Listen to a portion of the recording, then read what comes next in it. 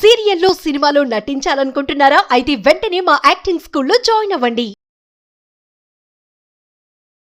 నమస్తే, నా పేరు doctor Solomon Raj, advocate supreme court of India. Welcome to Suman television.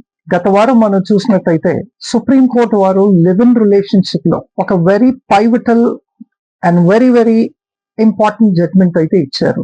Live in relationship ని supreme court అయితే లీగలైజ్ చేసింది. లీగలైజ్ చేసిన తర్వాత చూసుకుంటే మనం నెమ్మదిగా మెల్లిమెల్లిగా దానికి ఒక ఇమ్యూనిటీ అన్నది క్రియేట్ అవుతుంది. అంతకుముందు live in relationship in India was actually criminalized. Subsequently when chief justice of India Ranjan Gogoi garu ఉన్నప్పుడు దీన్ని డీక్రిమినలైజ్ చేశారు. డీక్రిమినలైజ్ చేసిన తర్వాత లివ్ ఇన్ రిలేషన్షిప్ కి కొంచెం లీగాలిటీ ఇవ్వడం మొదలు పెట్టారు.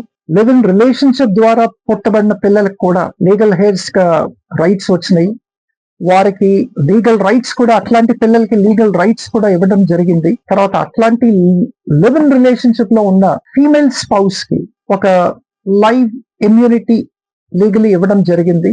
అంటే గృహహింస చట్టాలు కూడా వీళ్ళకి అప్లికబుల్ అని చెప్పి కూడా కొన్ని పర్యాలు సుప్రీంకోర్టు వారు జడ్జ్మెంట్స్ ఇవ్వడం జరిగింది. మరి ఈ లివ్ ఇన్ రిలేషన్షిప్ లో ఏం జరిగింది, ఎటువంటి జడ్జ్మెంట్ ఇచ్చింది, వివరాల్లోకి వెళ్తే మధ్యప్రదేశ్ హైకోర్టుకి ఒక పర్టికులర్ కేసు వచ్చింది.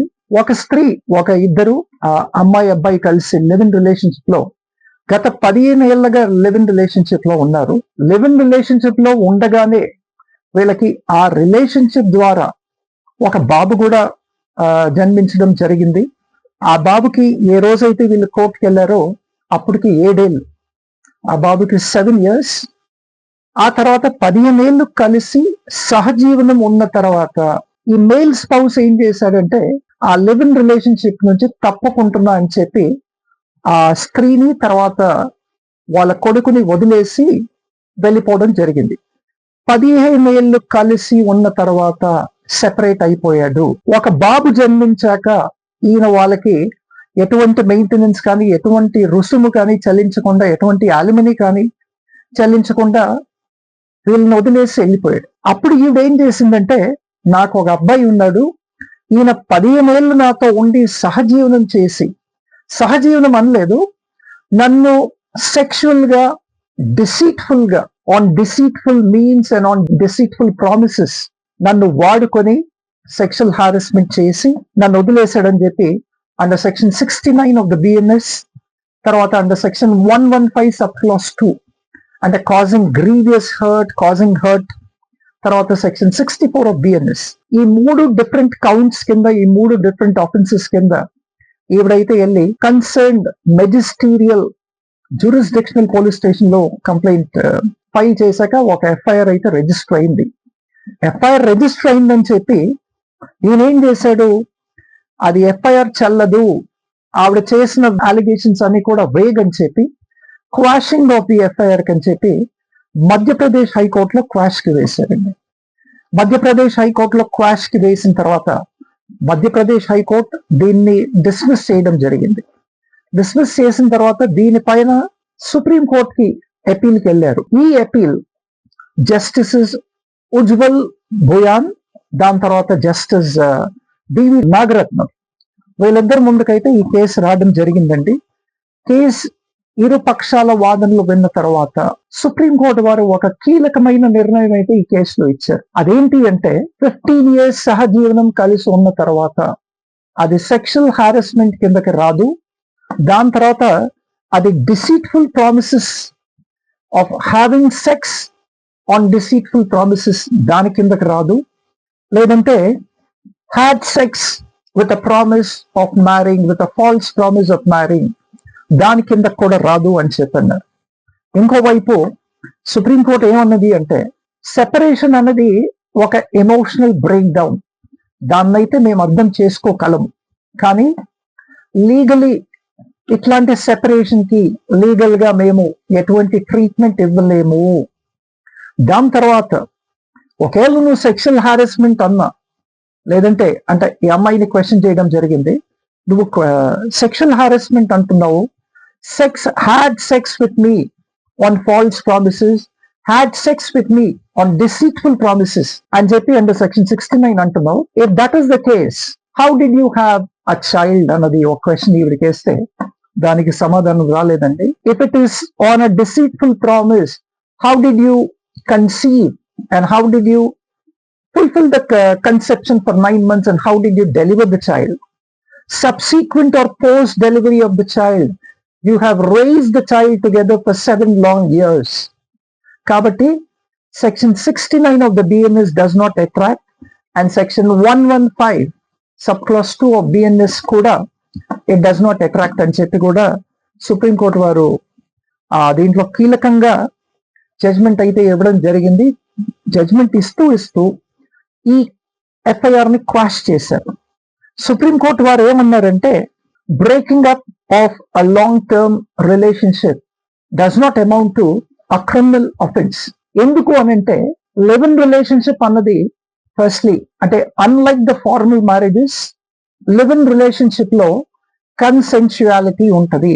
అంటే ఇద్దరు కలిసి కట్టుగా ఒక నిర్ణయానికి వచ్చి కన్సెన్షువల్ కాన్సెంట్స్ ఉంటాయి. కాబట్టి ఈ కన్సెన్షువల్ కాన్సెంట్ వల్ల సెక్షన్ 69 అంటే సెక్షువల్ హారెస్మెంట్ కానీ, లేదంటే beating with hands or using weapons and hurting with grievous injuries, ఇవన్నీ కూడా రావని చెప్పి సుప్రీంకోర్టు వారు క్లియర్ గా చెప్పడం జరిగిందండి. తర్వాత సుప్రీంకోర్టు ఏమంటుంది అంటే, ఇట్లాంటి సెపరేషన్స్ ఆర్ వైగరీస్. వైగరీస్ అంటే దాని మీనింగ్ మనం చూసుకున్నట్టయితే, ఎప్పుడైనా బిహేవియర్ అన్నది చేంజ్ అవ్వచ్చు. బిహేవియరల్ చేంజెస్, ఈ బిహేవియరల్ చేంజెస్ వచ్చినప్పుడు we cannot do anything. It is subject to vagaries because it's a live in relationship. It is not unlike the formal marriages. The separation in a live in relationship is not bound by dissolution. There is nothing called dissolution wherein ఒక live in relationship లో మీరు ఈ live in relationship ని dissolve చేయాలి. Dissolution of live in relationship అన్నది ఎక్కడ లేదు. కాబట్టి డెసల్యూషన్ ఆఫ్ మ్యారేజ్ అన్నది ఓన్లీ ఫార్మల్ మ్యారేజెస్, అది ఇష్టపడి ప్రేమించి పెళ్లి చేసుకోవడం కావచ్చు, లేదంటే పెద్దలు చూసి చేసిన పెళ్లి కావచ్చు. వాటిల్లో అయితే మీకు you have dissolution of marriage. But in a live in relationship there is nothing called dissolution in a live in. కాబట్టి definitely this live in separations definitely are vagaries of relationships అని చెప్పి కూడా సుప్రీంకోర్టు వారు అన్నారు. Supreme court ఇంకొక opinion ఏంటి అంటే, దీంట్లో చక్కగా చెప్పారు, ఒక ఫార్మల్ మ్యారేజ్ లో లీగల్ ఇమ్యూనిటీ అన్నది ఎక్కువ ఉంటది, వేరైస్ ఒక లివ్ ఇన్ రిలేషన్షిప్ లో legal immunity is very very weak. కాకపోతే లివ్ ఇన్ రిలేషన్షిప్ లో ఈ ఎఫ్ఐఆర్ ని క్వాష్ చేస్తూ సుప్రీంకోర్టు ఈవిడికి ఇచ్చిన రిలీఫ్ ఏంటి అంటే, వీళ్ళిద్దరిని కూడా కౌన్సిలింగ్ కి పంపించడం జరిగింది. The supreme court has directed that both the parties go for mediation. ఆ మీడియేషన్ లో కౌన్సిలింగ్, ఆ కౌన్సిలింగ్ లో ఏంటి అంటే, ఈ 7 ఏళ్ల బాబుకి ఏదైనా మెయింటెనెన్స్ ఇవ్వాలి, ఈ 7 ఏళ్ల బాబుకి మెయింటెనెన్స్ కల్పించాలి అన్న ఉద్దేశంతో ఇద్దరిని మీడియేషన్ కి అయితే పంపించడం జరిగిందండి. తర్వాత సుప్రీంకోర్టు వారు ఏమన్నారంటే, a partner walking away cannot constitute a criminal breach of trust. ఇక్కడ సివిల్ బ్రీచ్ ఆఫ్ ట్రస్ట్ గాని like the contract act breach of trust ఉంటది. It is actually live in relationship cannot be even described as a contract. Vagaries ఉన్నాయి, ఎప్పుడు పడితే అప్పుడు మనసు change అవుతే వదిలేసి వెళ్ళిపోవటం అట్లాంటివి జరుగుతాయి. కాబట్టి we cannot term it also as a contract. కాబట్టి it does not amount. A long-term separation in a live-in relationship cannot be attributed to a criminal breach of trust, or it cannot also be attributed to a sexual assault, provided such relationships must be consensual.